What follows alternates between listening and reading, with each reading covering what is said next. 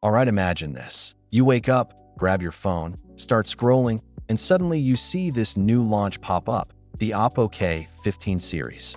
And at first glance, it looks like just another mid-range release. But then you start digging into it, and you realize, wait a second, Oppo might have just changed the game in a way most people are not even noticing yet. And trust me, by the end of this video, you'll see exactly why this phone is way more interesting than it looks.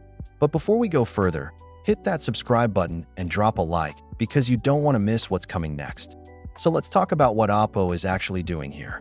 The K15 series is clearly not trying to follow the usual formula. Instead of focusing on just camera or just design, they've gone all in on performance and battery. And I mean really all in. We're talking about massive battery sizes that instantly stand out. This is the kind of phone where you charge it once and you're not even thinking about plugging it in again the next day. That alone already makes it different from most phones in the same category. And what makes it even crazier is that Oppo didn't just throw in a big battery and call it a day. They backed it up with seriously fast charging. So even if you somehow manage to drain it, you're back up in minutes, not hours. That combination right there, huge battery plus ultra-fast charging, that's the kind of real-world improvement people actually feel every single day. Now moving on to the display, because this is where things start to feel premium. You're getting a high refresh rate panel that goes way beyond what most people actually need.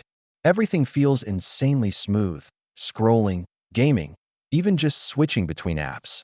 And once you get used to that level of smoothness, going back to a standard display just feels slow. But here's the thing, a smooth display is only as good as the performance behind it. And this is where Oppo really steps it up. The K15 series is powered by some seriously capable chipsets that are built for speed and efficiency. This is not one of those phones where performance drops after a few minutes of use.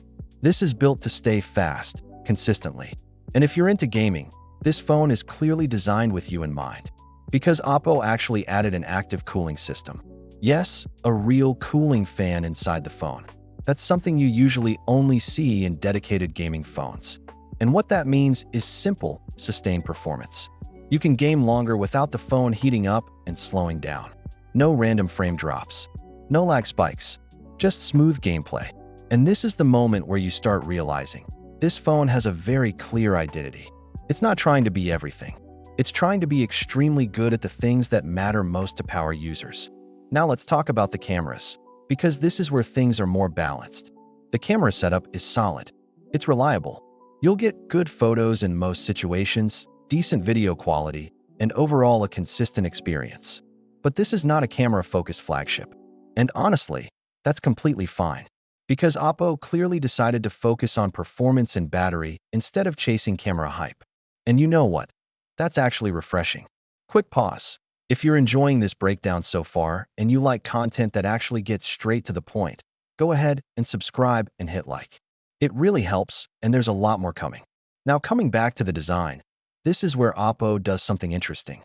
The phone still looks clean and modern, but there are subtle elements that hint at its performance-focused nature. Things like lighting effects and a slightly more aggressive design language, but nothing too over the top. It still feels like a phone you can use every day without looking like you're carrying a full gaming device. And then there's the software experience. You're getting the latest version of Android with Oppo's own interface on top. And over the years, this software has become smoother, faster, and way more refined.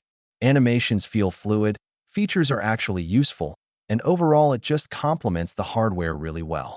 So now the big question, should you actually care about the Oppo K15 series? If you're someone who uses your phone heavily, if you game, if you hate running out of battery, if you want something that stays fast no matter what you throw at it, then yes, this is definitely a phone you should be looking at.